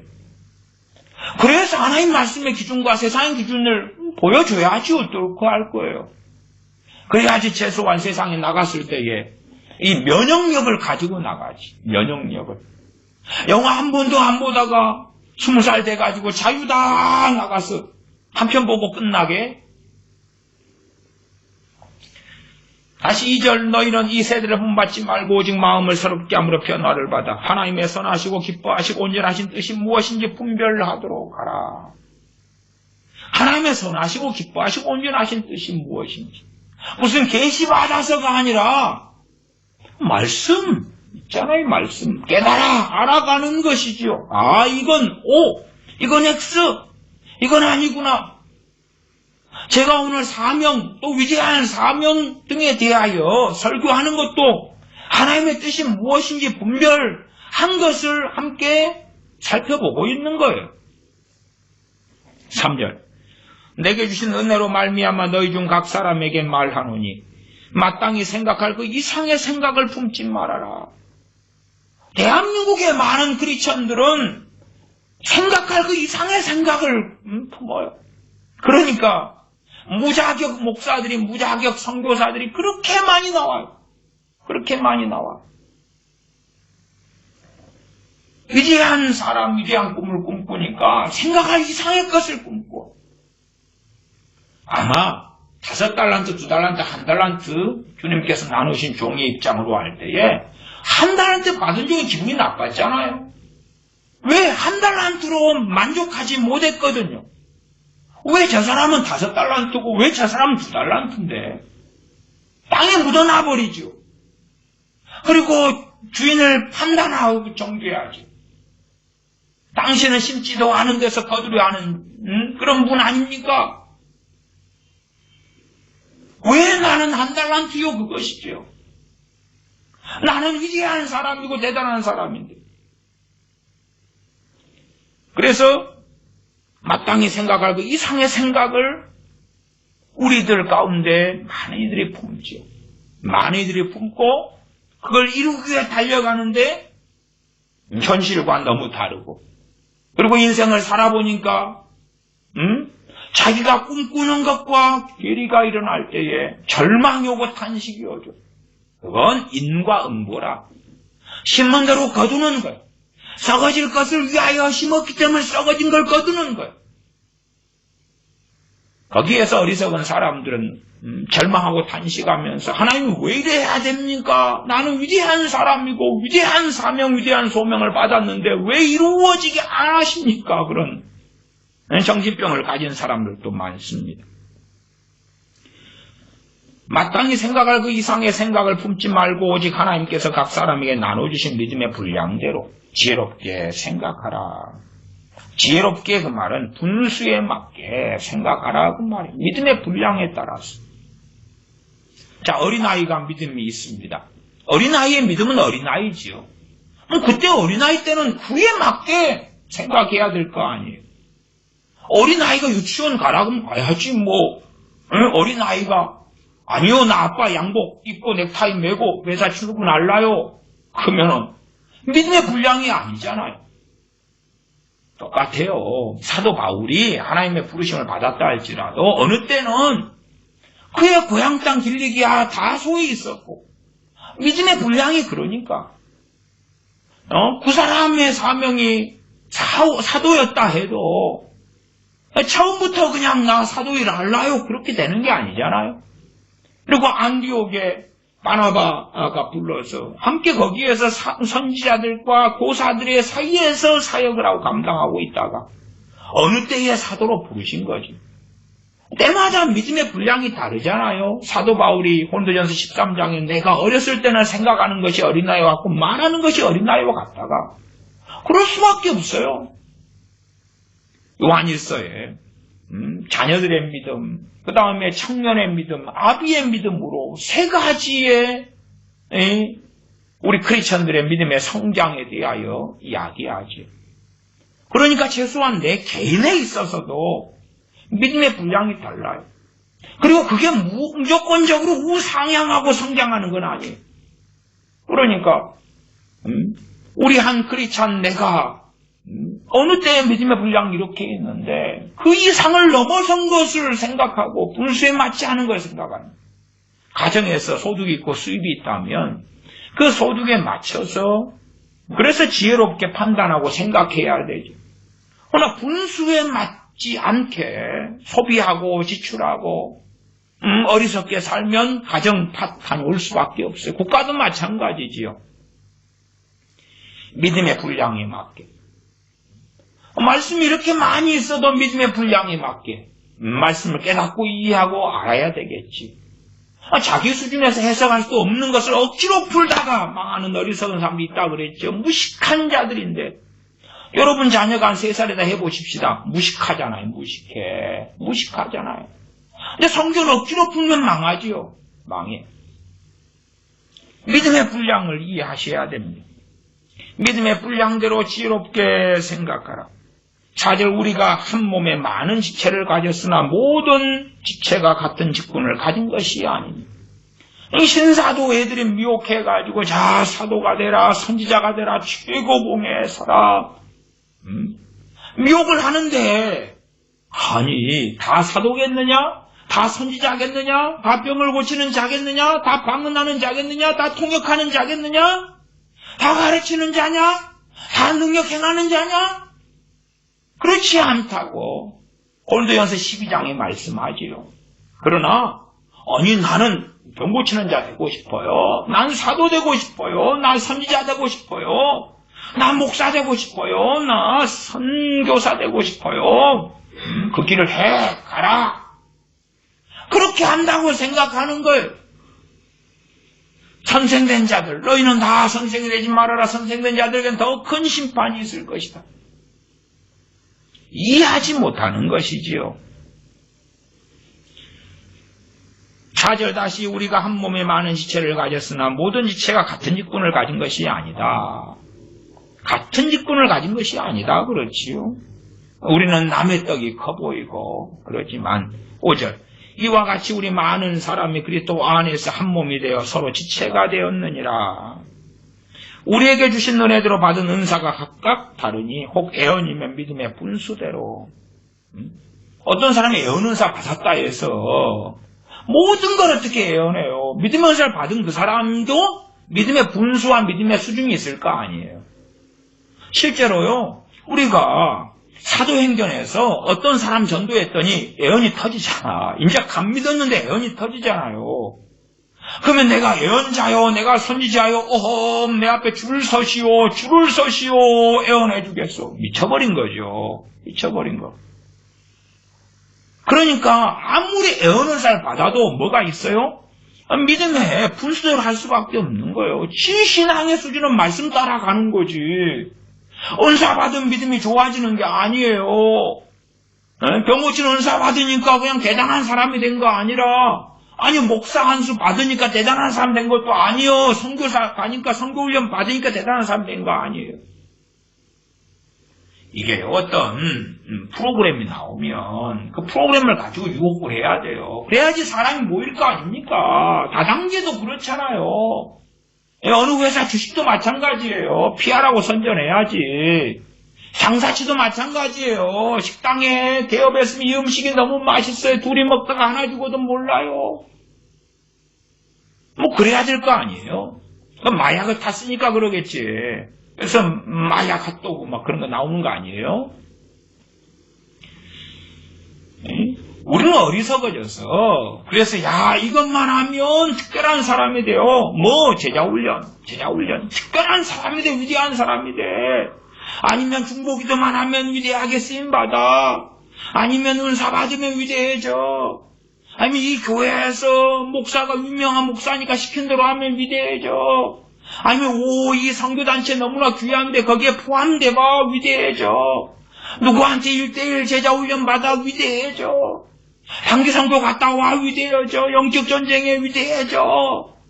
홀딱 넘어가는 거예요. 왜? 불씨가 있잖아. 불씨가 태울 것만 공급하면 활활활 타오르는 거예요. 그것이 대한민국이나 미국이나 이런 기독교인들의 비극 중에 비극이에요. 불씨를 가지고 사니까 누가 탈 것만 던져주면 끝나는 거라. 탈 것만 던져주면 불타오르는 거예요. 그래서 신사도 운동하는 애들이 거하게 해먹은 거죠. 거하게 해먹었어. 지금도 거하게 해먹고 있고, 거기에서 사람들이 파생된 이상한 성경 해석을 배워가지고 미쳐가고 있는 거예요. 아니, 우리가 한 몸에 지체됨을 무엇인가 우리가 선택할 수 있어요? 없어요?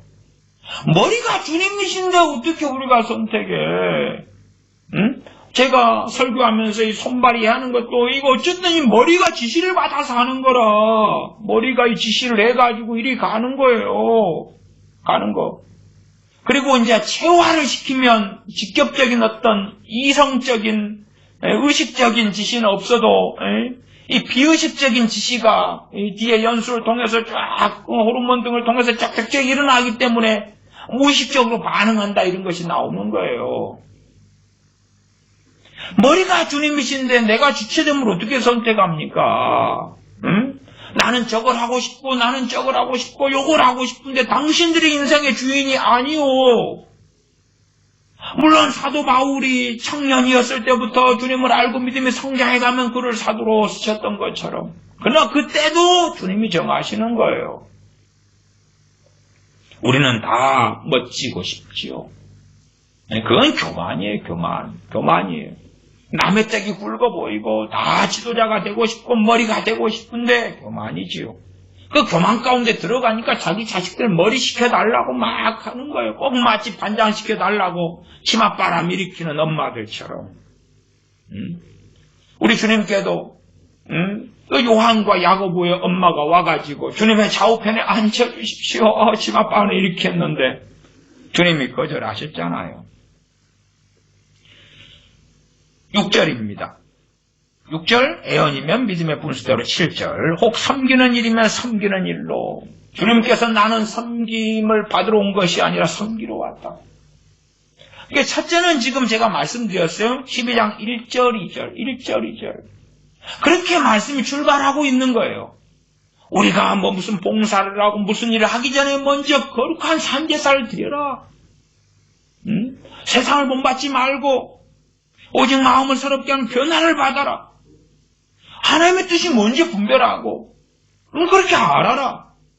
그 다음에 지체됨을 말씀하고 있잖아요. 지체됨을 말씀하고 있어요. 7절 섬기는 일이면 섬기는 일로. 그 나환자분들은 그분들도 사실은 섬기는 분들이셨어요. 섬기는 분들. 어떻게 섬겼어요? 저 같은 사람이 그분들의 예배에 함께 참여해서 함께 예배드리면서 저는 섬김을 받았어요.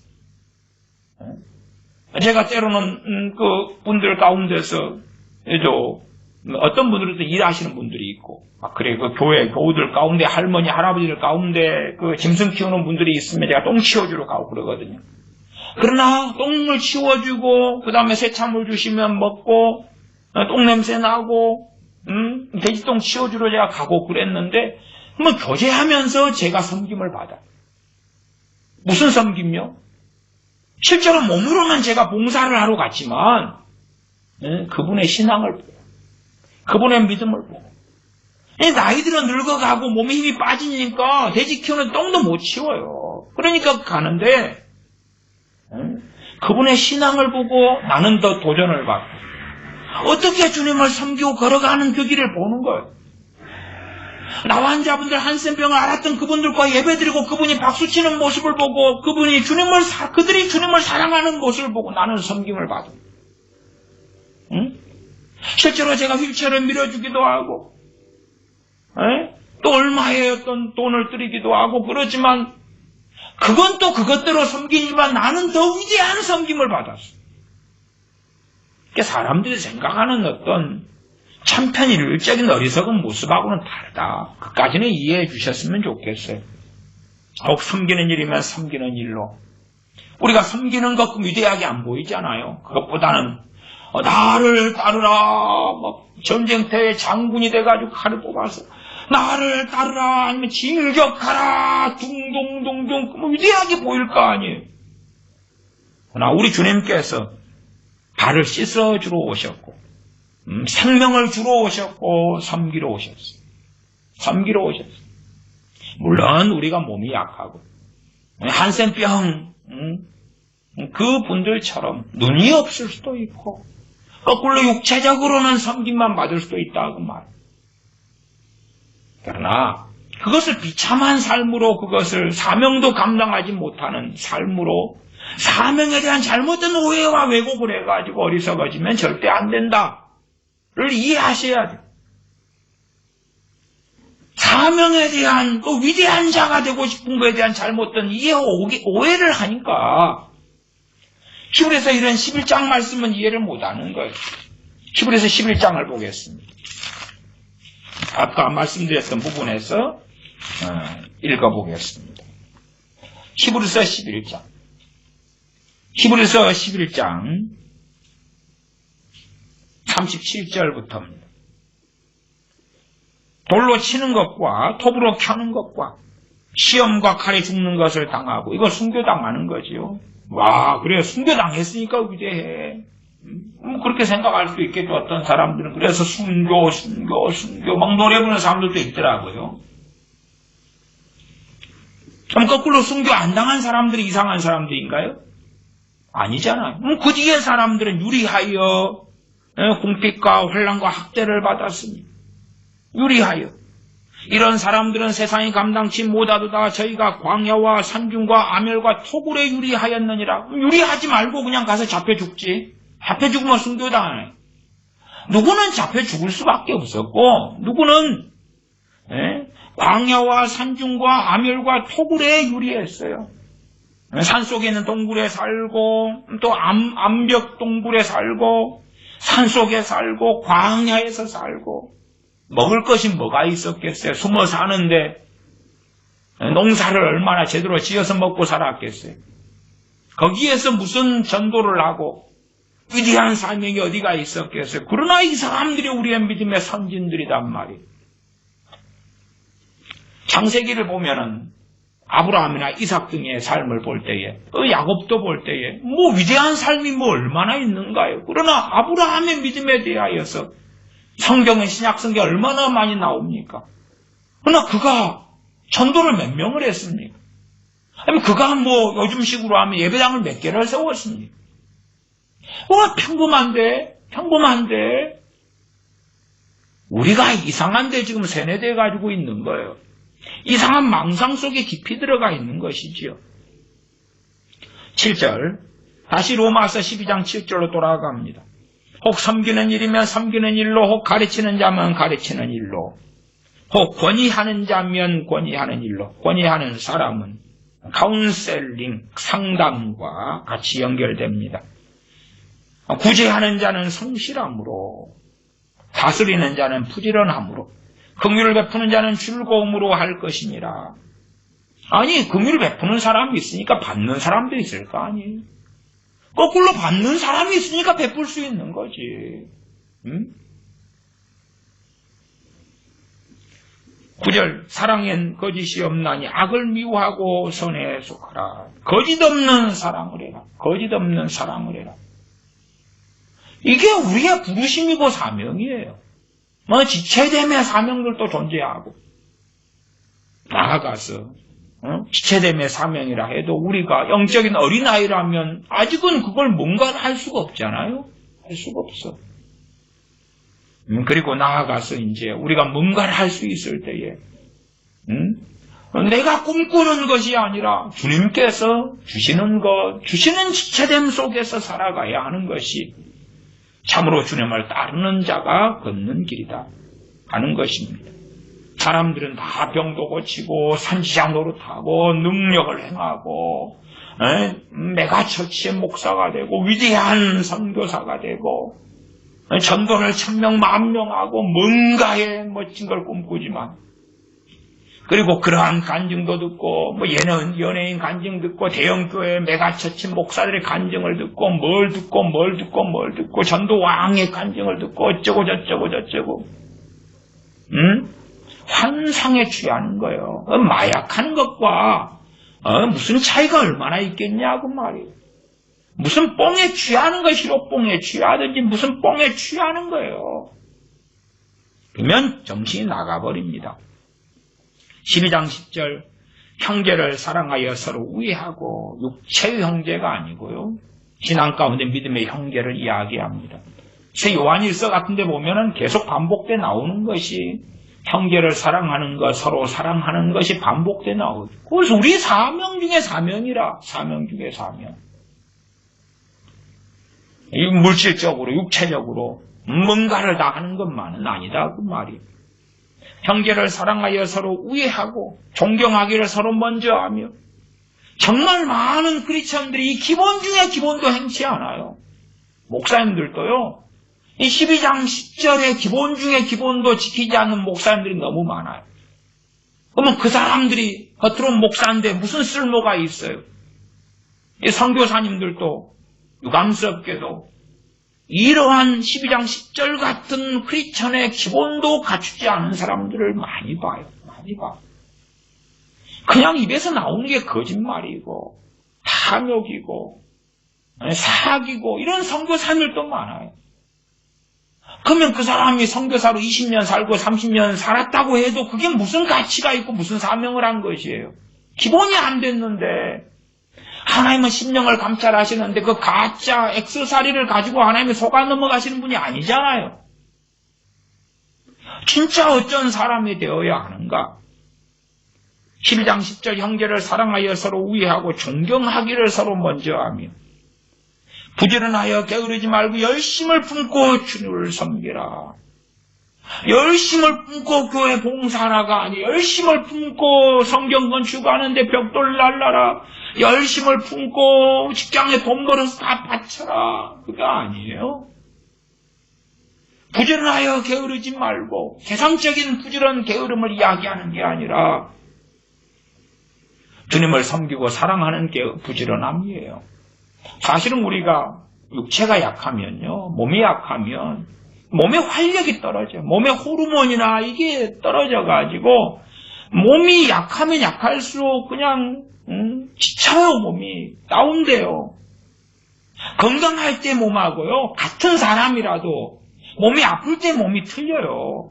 근데 이제 몸이 많이 아프고 연약한 분들은 건강한 사람의 활력처럼 왜 나는 그렇게 못하느냐 하고 나는 게으르고 나태한 거라고 착각하실 수가 있어요. 아니, 허리가 아픈 사람이 허리 건강한 사람처럼 짐을 지면 그나마 이 쓰던 허리까지도 망가져버려요. 조심해야지. 게으른 게 아니에요. 여자분들이 남자보다 근육량이 70%밖에 안 되잖아요. 또 여자분들이 이렇게 근육량도 약한데 그냥 화분 들다가 허리 나가버리면 똥오줌 받아내야 돼.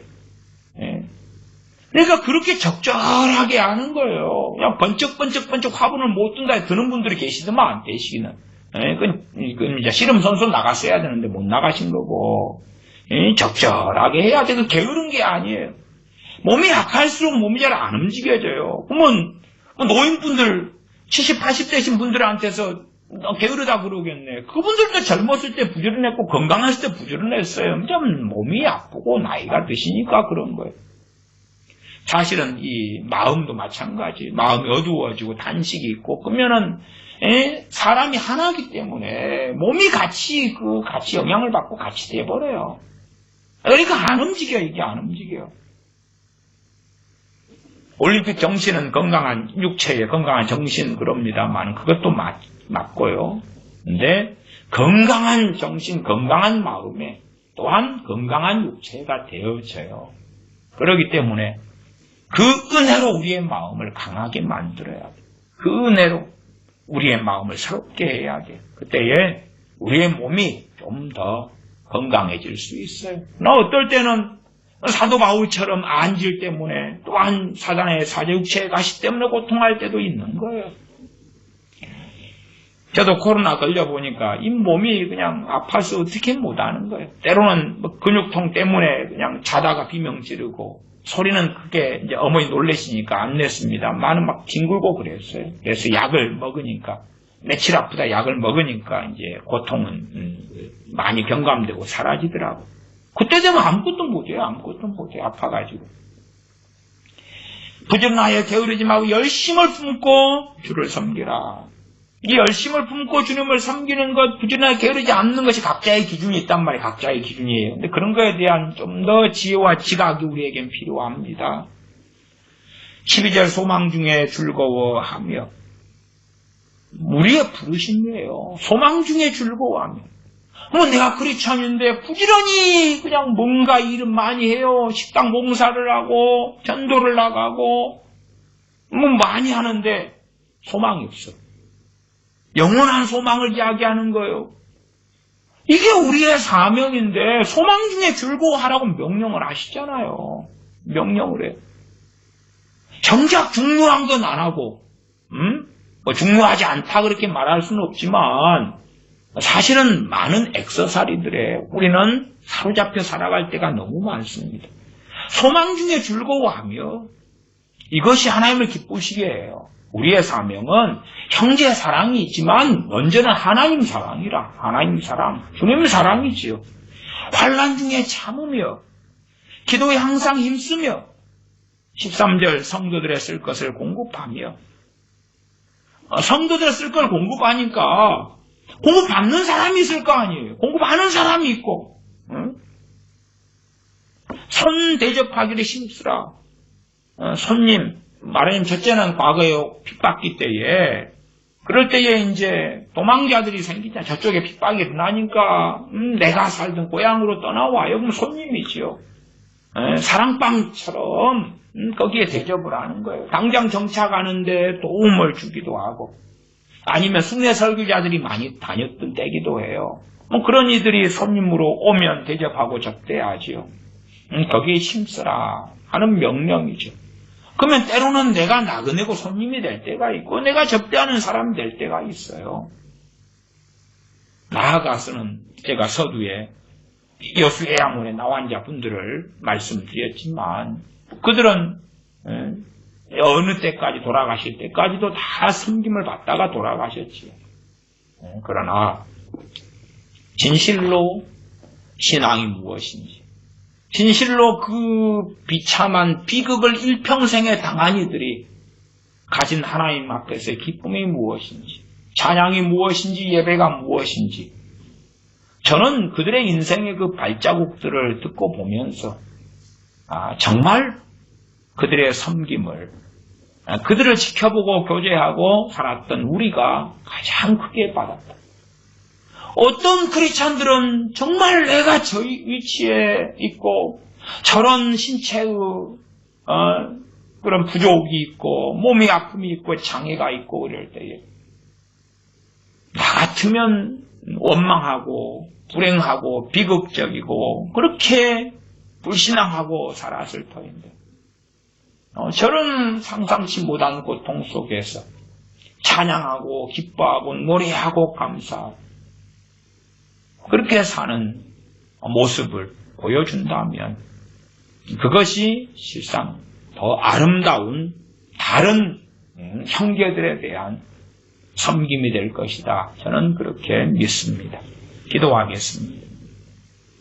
아버지 하나님, 우리가 어리석어져서 세상에 손에 쥔 물질을 따지고 세상의 성공을 따지는 것처럼 주님을 믿고 섬기게 되었음에도 불구하고 세상의 성공의 가치관, 그것을 하나님 앞에서 큰 사명을 감당하는 것으로 변질시키고 바꾸어서 위대한 삶을 꿈꾸고 위대한 사명을 가진 자가 되고 싶어하고 큰 일을 이루고 싶어하는 열망에 잡혀나 그러나 현실의 벽에 부딪힐 때에 탄식하고 원망하며 슬퍼하며 어리석어지며 나아가서 어떤 미망에 소경되어진 미혹된 마음 속에서의 사명에 빠져서 잘못된 길을 걸어가는 어리석음을 범하기도 합니다. 로마서 12장 말씀을 통해서 진실하게 우리에게 요구하시고 명령하시는 것을 듣고 알아서 주님 앞에 섰을 때에 슬픔을 당하지 아니하고 말씀에 명확하게 우리에게 명하신 것들을 즐거워하고 그 순종과 여정 속에 걸어가 주님 앞에 아버지 앞에 서게 하여 주시옵소서. 우리 주 예수님의 이름으로 기도하옵나이다. 아멘.